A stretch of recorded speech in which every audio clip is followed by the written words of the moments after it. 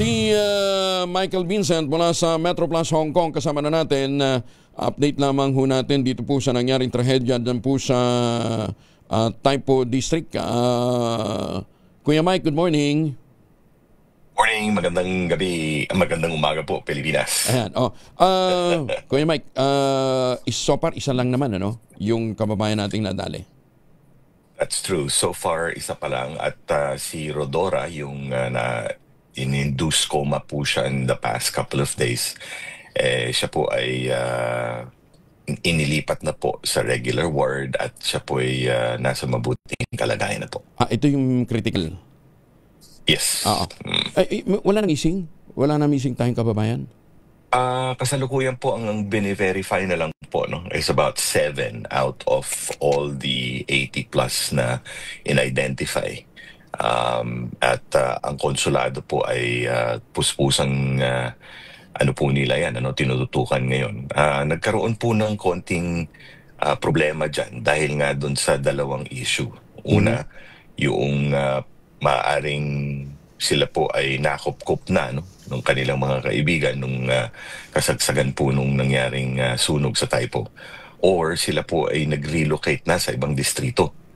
So, tapos hindi po sila nag-abiso sa konsulado at hindi rin po sila nag-abiso sa immigration, Hong Kong immigration. So, kaya po nagkaroon po ng discrepancy yan.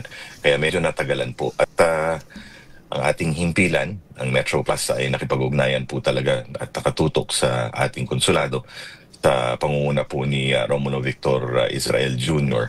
na talagang tinutukan po niya talagang para maiayos po yung bilang ng ating mga kababayan. So, wala tayong impormasyon kung ang mga ito nga kasama doon. Basta missing lang sila, declared missing. Dahil base sa record, doon sila nakatira. Sabihin na nating missing siya for verification. For verification. Ayan. At least yun ay magandang indication na yun, ano, ha? Dahil nga pero may hinahanap pa ba doon sa mga debris, doon sa mga nasunog? Kung babasihan po natin sa kabuuan po, no, ng ang last number, ang pinakamalaking bilang po na itinalaga po ng gobyerno doon sa kasagsagan po nung sunog ay 290. Yan yung pinakamataas. Ano? Bumaba na ho ng bumaba ito until noong nakaraang Biyernes, ang panghuling po nilang research and retrieval operation. Bumaba na po itong bilang na ito into 200. Again, the government has right now, hindi na po sila naglalabas po ng bilang ng mga kumbaga po namatay di umano doon sa ang huling bilang po nila na inilabas is 128 po. Hindi kaya hindi natin hindi ayaw natin maglagay ng intriga, pero hindi kaya ayaw lang nilang report yung extent talaga ng casualty, Mike? Hindi ko masasabi na ganung kalaki po or hindi po nila inilalabas, no? Dahil nga sa kataasan po noong casualty. Pero kung makikita nyo po sa mga litrato, sa mga videos na lumabas, napakataas po talaga nung yung sakuna na ginawa po, no? Yung sunog and of course the pressure na doon sa loob.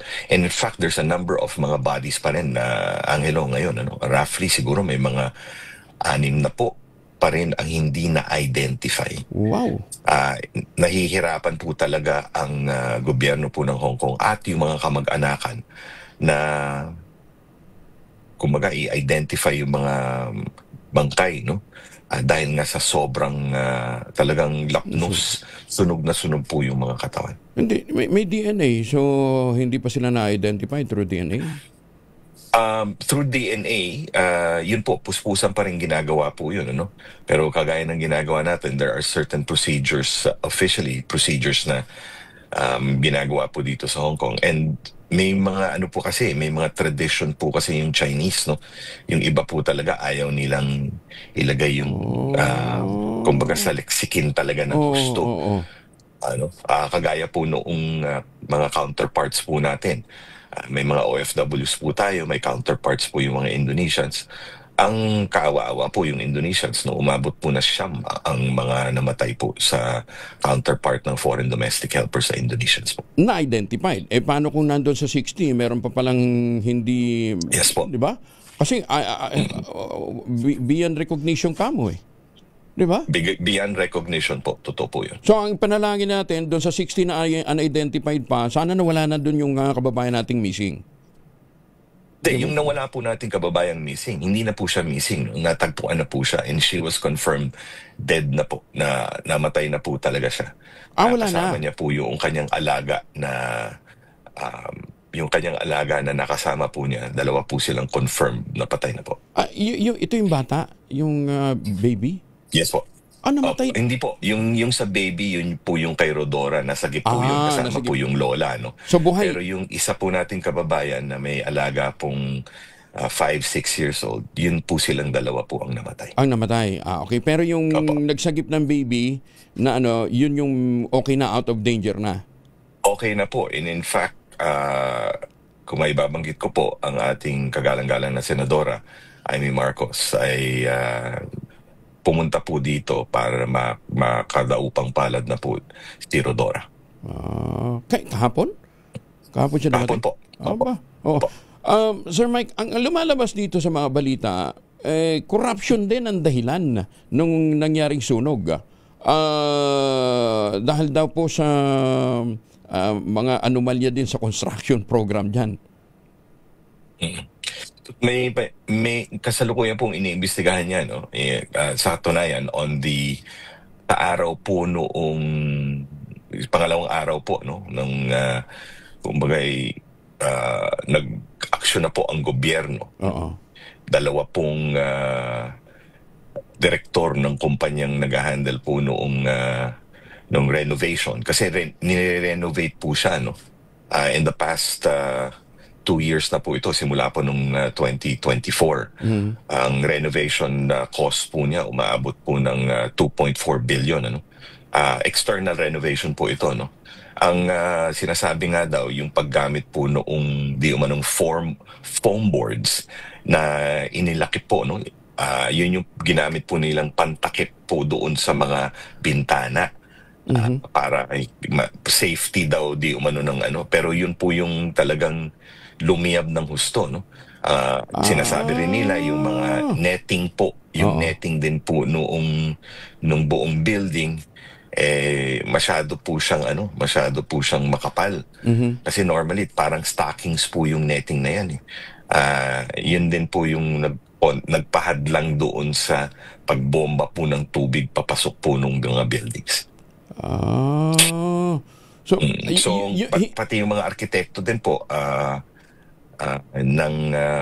yung design ng external, kulang-kulang po mga 8 na po ang dinampot po ng gobyerno, ng kapulisan, pati yung ICAC, at iniimbestigahan po ng husto yan. At hindi bibitawan ng gobyerno, yun po yung ika nga sinabi ng ating Chief Executive John Lee, na wala ho silang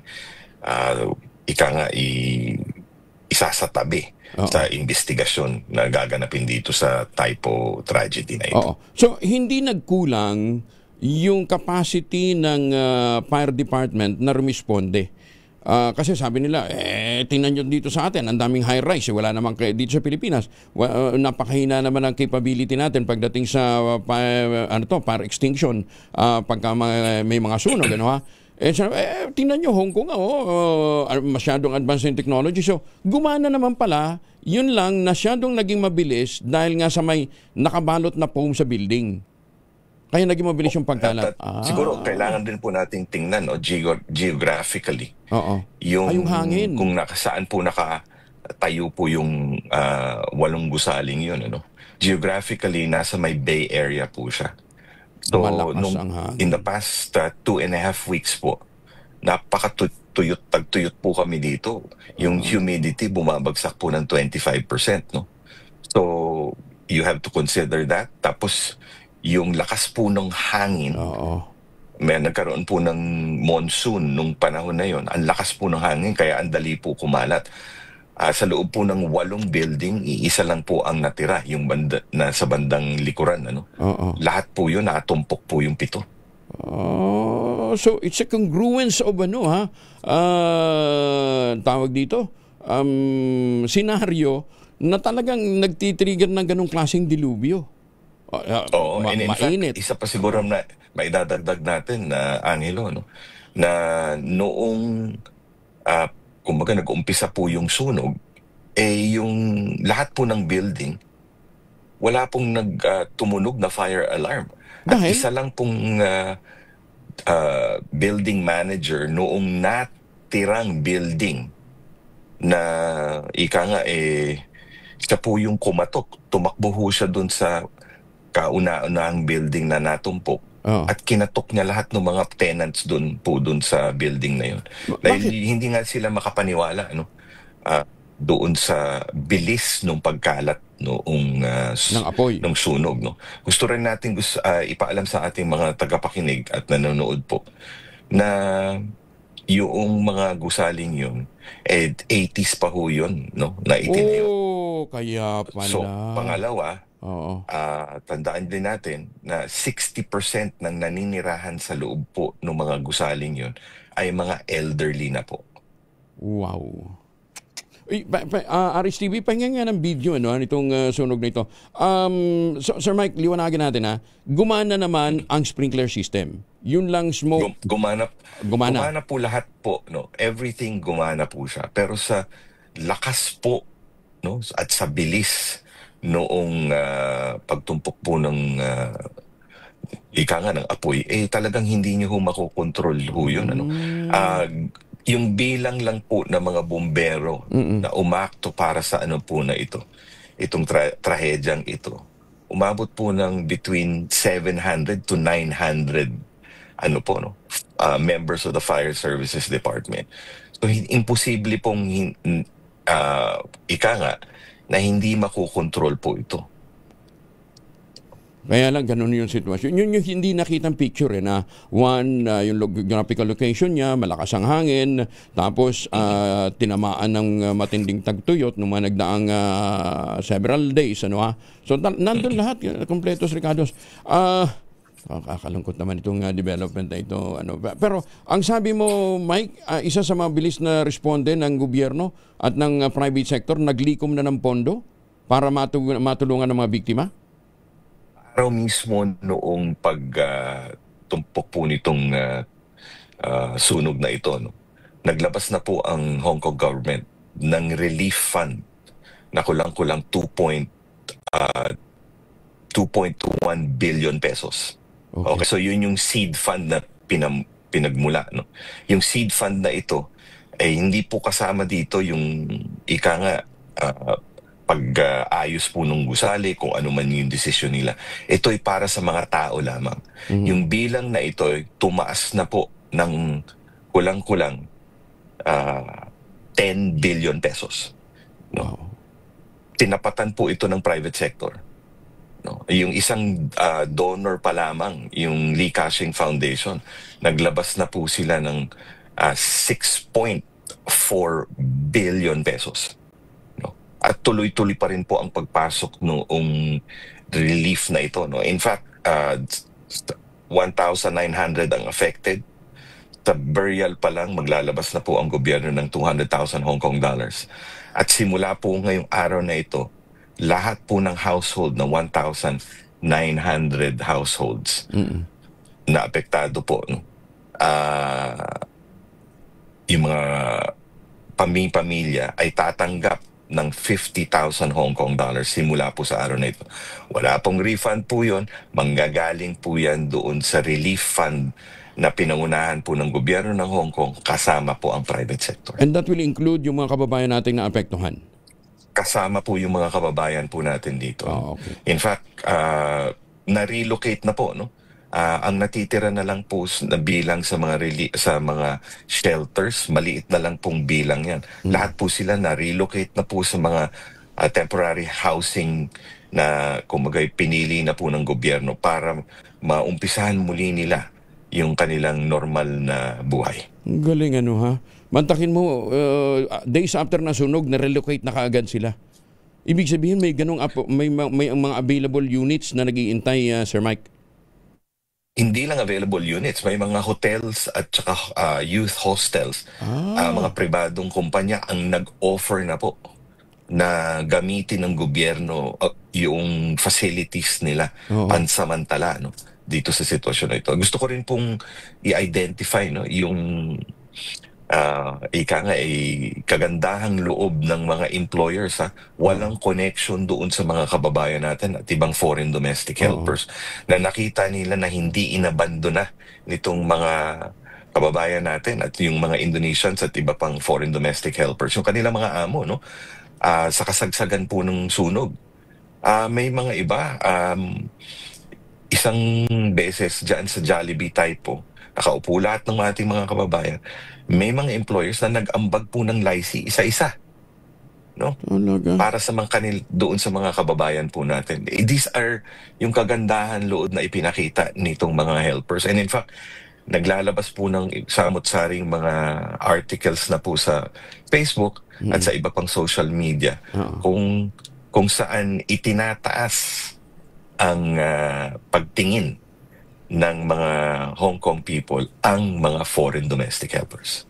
Sir Mike, kanina umpisa natin na medyo malungkot yung tone, ano? But with that, nakakatawa. Saludo tayo. Ganun ang pagsaludo natin sa ating mga kababayan dyan sa Hong Kong. And Mike, keep it up, ha? Ituloy nyo yung ginagawa nyo yung pagtulong sa ating mga kababayan. Huwag kayong magsasawa na tulungan yung ating mga kababayan. Pero alam ko naman, ikaw, dinidedicate mo na yung buhay mo dyan, para sa ating mga kababayan.